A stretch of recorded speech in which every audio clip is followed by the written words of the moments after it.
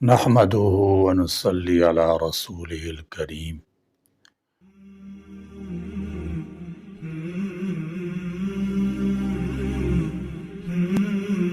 ماہ سیام میں اللہ تبارک و تعالی کی لاریب کتاب قرآن مجید فرقان حمید کا نزول مکمل ہوا۔ اسی مہینے میں اللہ تبارک و تعالی نے دین مبین کو مکمل کیا اور ہمیں ماہ مقدس کی 27ویں شب 1366 ہجری بمطابق 14 اگست 1947 کو ایک اسلامی ریاست پاکستان نصیب ہوئی۔ مسلمانان برصغیر نے ایک علیحدہ اسلامی ریاست کے لیے تحریک چلائی اور پاکستان کا مطلب کیا لا الہ الا اللہ کے نام کی گونج میں 27 رمضان مبارک کی شب پاکستان قائم ہوا۔ 1366 ہجری میں لاکھوں شہداء کی قربانیوں کے بعد ہمیں دو خوشیاں نصیب ہوئیں۔ ایک مملکت اسلامیہ پاکستان کا قیام اور آزادی کے بعد پہلی عید الفطر کا تہوار منانے کا موقع ملا۔ اللہ تبارک و تعالی نے ہمیں ماہ مقدس میں ایک اسلامی ریاست کا تحفہ دے کر ہمیں اسے مکمل اسلامی فلاحی مملکت بنانے کا موقع دیا، مگر ہم آج تک اسے اس کی منزل نہ دلا سکے اور پاکستان پر سیکولر طبقہ مسلط ہو گیا۔ ہم اپنے آباء و اجداد کی قربانیوں کو فراموش کر کے اسلامی فلاحی ریاست کے راستے سے بھٹک گئے۔ آج 27 رمضان مبارک کو ہمیں عہد کرنا چاہیے کہ ہم اپنے قمری سال کے مطابق یوم پاکستان، یوم آزادی کے موقع پر پاکستان کو ایک مکمل اسلامی فلاحی ریاست بنانے کے لیے کردار ادا کریں گے۔ ایک ایسے وطن کے لیے جو ان کی ملی امنگوں کے مطابق ہو اور جہاں وہ اپنی مرضی کے مطابق زندگی گزار سکیں، آزاد اسلامی ماحول میں اپنی زندگیوں کو ڈال سکیں۔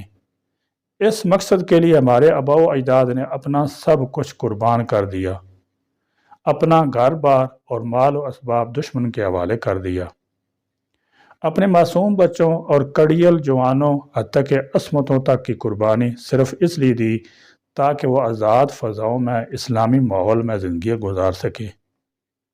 اس ساری جدوجہد اور اس ساری تگودو میں ایک جذبہ انہیں مخالفین کے سامنے ہر پل ایک نیا حوصلہ، نیا عزم اور نئی طاقت عطا کرتا اور وہ دشمنوں کا مقابلہ ہر میدان میں کرتے چلے گئے۔ ان کی جدوجہد میں اس جذبے نے جو کردار ادا کیا، شاید ہی کسی قوم کی تاریخ میں اس کی کوئی مثال ملتی ہو، یا کسی قوم نے اپنے مخالفین کو اس طرح نیچا دکھایا ہو۔ وہ جذبہ جب امت میں بیدار ہو جائے تو دشمنان اسلام کی صفوں میں موت کے سکوت کے سوا کچھ نہیں بچتا۔ وہ جذبہ جسے دین محمدی کے پروانے جذبہ ایمانی کہتے ہیں، آج کہاں کھو گیا؟ کہاں ہے وہ جذبہ ایمانی جس کے طفیل دین محمدی کے پروانے دنیا بھر میں فتوحات کے جھنڈے گاڑتے چلے گئے؟ آج دنیا بھر میں مسلمان جو ذلتوں کے سفر پر گامزن ہیں، صرف ایمان کی کمزوری کی بدولت جب رب کائنات کے فرامین سے منہ موڑ لیا جائے، دنیاوی خداؤں کے سامنے گھٹنے ٹیک دیے جائیں، تو پھر ایسا ہی ہوتا ہے جیسے سلوک کے رویدار آج مسلمان ٹھہرائے جا چکے ہیں۔ یہ وہی جذبہ ایمانی ہی تھا جس کی بدولت مدینہ کے ایک بڑی مملکت نظریاتی طور پر پاکستان کے نام سے مرد وجود میں آئی تھی۔ پاکستان آج تک 27 رمضان مبارک 1366 ہجری کے اپنے قیام کے مقصد کو نہ پا سکا۔ کہنے کو تو اب پاکستان اسلامی جمہوریہ ملک ہے، مگر نظریہ پاکستان کو عملی جامہ نہیں پہنایا جا سکا۔ یہ حقیقت ہے کہ پاکستان کا آئین ایک اسلامی دستور ہے، مگر اب تک اس پر کئی ترامیم کی پیوند کاری نے اس کا حلیہ ہی بدل کر رکھ دیا ہے۔ اس متفقہ آئین پاکستان موجود اسلامی قوانین جس میں ختم نبوت، ناموس رسالت، امتنان قادیانیت ایکٹ شامل ہیں کو ختم کرنے کی سازشیں عروج پر ہیں۔ مملکت اسلامی پاکستان کے تشخص کو بچانے، اسلامی دفعات کے تحفظ اور ماہ رمضان کے پیغام کے مطابق ملک کو حقیقی معنوں میں اسلامی فلاحی ریاست بنانے کے لیے عملی قدم اٹھانا ہوگا۔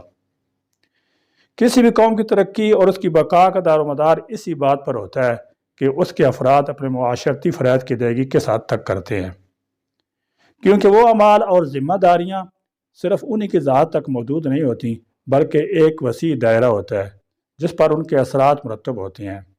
یہ وطن جو شہیدوں کے خون، ماؤں کی سسکیوں سے وجود میں آیا، ہم سے ہماری وفاداری اور محبت کا ثبوت مانگ رہا ہے۔ الحمدللہ ہم مسلمان ہیں، ہمارا وطن اسلام کا قلعہ کہلاتا ہے۔ اسلام کے نام پر حاصل کیے گئے وطن کو ہم نے اپنی بے ایمانی کی بدولت کھوکھلا کر دیا ہے۔ وقت ہم سے وطن عزیز کے لیے خلوص، ایمانداری، وفاداری اور قربانی مانگ رہا ہے۔ تمام ادارے، ان کے کارکن، غرض کے ہر شعبہ زندگی سے تعلق رکھنے والے کو سچائی، ایمانداری سے کام کرنا ہوگا۔ تاریخ گواہ ہے کہ مسلمان حکمران اپنی نیند اور آرام کو عوام کی بھلائی کے لیے قربان کر دیتے تھے۔ حکمرانوں کے ساتھ عملہ اپنے فرائض ایمانداری سے انجام دیتا تھا۔ آج افسوس کا مقام ہے کہ ہمارے ہر ادارے میں 40% بھی ایماندار عملہ نظر نہیں آتا۔ کسی بھی معمولی کام کا سفارش رشوت کے بغیر ہونا ناممکن نظر آتا ہے۔ ایماندار افسران کا جینا حرام کر دیا جاتا ہے۔ حسن معاشرت اور حقوق العباد کے لیے دین اسلام نے سختی سے عمل پیرا ہونے کی تاکید فرمائی ہے۔ آج میرے وطن میں چور بازاری، ذخیرہ اندوزی، رشوت خوری، سود خوری، دھوکہ بازی اور بے حیائی سراسر دین اسلام کی خلاف ورزی ہے۔ ہر فرد دوسرے کو مورد الزام ٹھہرا رہا ہے۔ عوام مہنگائی کا رونا رو رہے ہیں جبکہ وہ خود اس مہنگائی کو مزید بڑھانے میں شامل ہیں۔ سرکار کی طرف سے مقررہ کردہ قیمتوں میں خود اضافہ کیا جا رہا ہے۔ پولیس جو کسی بھی ملک کے عوام کے لیے تحفظ کی ضامن ہے، میں معذرت کے ساتھ کہوں گا کہ ان میں 60% بھی ایسے نہیں ہیں جن کے ہاتھ صاف ہوں۔ اس لیے ہمارے ایسے ادارے بدنام ہو چکے ہیں، بلکہ جو ایماندار افسران ہیں ان کی ایمانداری پر بھی لوگ شک کرتے ہیں۔ اچھے اور برے ہر محکمے میں موجود ہوتے ہیں، لیکن ہمیشہ اچھائی تو دب جاتی ہے، برائی سر چڑھ کر بولتی ہے۔ یہ صورتحال ملک و ملت کے لیے انتہائی تشویشناک ہے۔ اس کے اثرات ہماری نئی نسل پر پڑ رہے ہیں، بلکہ سب سے زیادہ نئی نسل ہی متاثر ہو رہی ہے۔ آنے والے وقت میں اس دھرتی ماں کی ذمہ داریاں انہیں کو نبھانی ہیں اور انہیں کو اٹھانی ہے۔ اس پاک دھرتی کے سپوت اگر ان تمام برائیوں میں ملوث ہوں گے تو کیا اپنے ملک کی باغ دوڑ کا فریضہ ایمانداری سے انجام دیں گے؟ کیا اسے اسلام کا قلعہ رہنے دیں گے؟ مسلمان کا فرض صرف یہاں پر آ کر ختم نہیں ہو جاتا کہ صرف نماز، روزہ اور عبادت کی جائے۔ عبادت الہی کے ساتھ آس پاس کے لوگوں، اس دھرتی کے رہنے والوں، اس دھرتی کی ماں بیٹیوں کا تحفظ، وقار بھی قائم رکھا جائے۔ ان خوبی کی بدولت وطن اور ملک سلامت رہتے ہیں، ان کا وقار بلند ہوتا ہے، دنیا میں ترقی یافتہ ملکوں کی فہرست میں شمار ہوتے ہیں۔ وطن عزیز سے اگر محبت ہے، اس کا وقار، سلامتی کو ہمیں عزیز ہے، تو ہر شخص کو ہر قسم کی برائی سے اپنا آپ بچانا ہوگا، خود کو اسلامی تعلیمات کے سانچے میں ڈالنا ہوگا۔ قرآن حدیث کے مطابق اصلاح معاشرہ کو استحکام دینا ہوگا۔ یہ بات مسلم اور اظہر من الشمس ہے کہ یوم پاکستان تب ہی اپنی حقیقی افادیت حاصل کر پائے گا جب پاکستان دنیا کے نقشے پر ایک پرامن پاکستان کے دور پر ابھرے گا۔ مگر یوم پاکستان سے پرامن پاکستان سفر کون کرے گا؟ اس سفر میں بہت ساری اصلی قربانیاں دینا پڑیں گی۔ اس سفر میں اپنی منفی اور خود ساختہ انا قربان کرنا پڑے گی۔ اس سفر میں شہریوں کو برابر حقوق دینا پڑیں گے۔ اس سفر میں اقلیتوں کا احترام کرنا پڑے گا۔ اس سفر میں رواداری کا سبق یاد کرنا پڑے گا۔ اس سفر میں تحمل سے رہنمائی لینا پڑے گی۔ اس سفر میں برداشت کا دامن تھامنا پڑے گا۔ اس سفر میں احتساب کا آئینہ مسلسل سامنے رکھنا پڑے گا۔ اس سفر میں انتہا پسندی کو دفن کر کے چلنا پڑے گا۔ اس سفر میں شدت پسندی کو خدا حافظ کہنا پڑے گا۔ اس سفر میں دہشت گردی کو ترک کرنا پڑے گا۔ اس سفر میں رائے کا احترام پلے باندھنا پڑے گا۔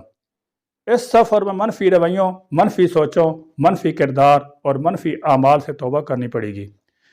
اس سفر میں اپنے تمام ہم سفروں کی جان و مال کو محترم سمجھنا پڑے گا۔ اس سفر میں سیاست نہیں بلکہ ریاست کو ترجیح دینا پڑے گی۔ اس سفر میں تنوع جیسی روشن حقیقت کو بطور قانون ماننا ہوگا۔ اس سفر میں صبر اور حوصلے کی باغ تھامنا پڑے گی۔ اس سفر میں علم و بصیرت اور شعور و آگاہی کو ہم رکاب کرنا پڑے گا۔ اس سفر میں شدت نہیں بلکہ جدت سے استفادہ کرنا پڑے گا۔ اس سفر میں اتفاق اتحاد پر گامزن ہونا پڑے گا۔ اس سفر میں ذات پر نہیں بلکہ نظام پر یقین رکھنا پڑے گا۔ اس سفر میں انتقام نہیں بلکہ قربانی کا فلسفہ مد نظر رکھنا پڑے گا۔ اس سفر میں عدل و انصاف، مساوات، محبت، اخوت، برابری اور اخلاقیات کو بنیادیں بنانا ہوگا۔ اب ایک نظر ان اصولوں پر جو بطور پاکستانی شہری ہم پر فرض ہیں، اور جن کا تقاضا یہ مملکت خدا داد اپنے شہریوں سے کرتی ہے۔ نمبر 1، اسلامی قوانین کو ملک کی بنیادی اساس مانتے ہوئے اپنی زندگیاں اسلامی تعلیمات کے مطابق بسر کریں۔ نمبر 2، پاکستان کے شہری ایسے جمہوری نظام کی حمایت کریں جس میں سب کے لیے آزادی، احترام، عزت، تکریم اور مساوات کا نفاذ ہو۔ نمبر 3، پاکستان کے شہریوں کو محب وطن ہونا پڑے گا اور آزمائش کی گھڑی میں ملک و قوم کے لیے قربانی دینے کے لیے تیار رہنا پڑے گا۔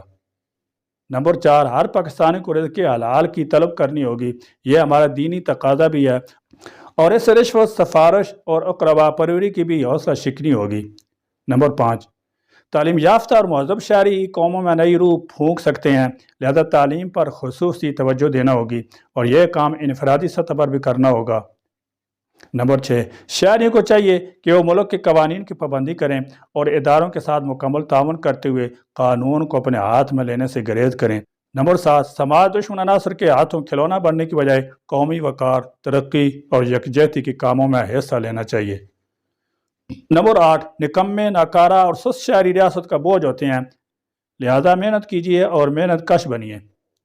نمبر 9، اپنے تمام ٹیکس مکمل اور بر وقت ادا کیجیے۔ نمبر 10، فلاح و بہبود کے کاموں میں حصہ لیں۔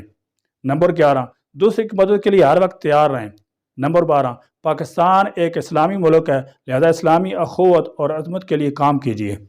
نمبر 13، اپنے تمام فرائض پوری ذمہ داری اور توجہ سے ادا کریں۔ یوم پاکستان کے موقع پر آئیے اس حسین سفر کا آغاز کریں۔ پاکستان کو پرامن پاکستان کی طرف منتقل کرنے کے لیے اپنا ذاتی اور اجتماعی کردار ادا کریں۔ پاکستان کو دنیا کی پرامن ترین سرزمین بنائیں، جہاں سے پوری دنیا کے لوگ امن کی خوشبو اور امن کا درس ہی نہ لیں بلکہ امن کے فارمولے حاصل کریں۔ یاد رکھیں، امن ہے تو پاکستان ہے، اور پاکستان ہے تو ہم بھی ہیں۔ وما علینا الا البلاغ۔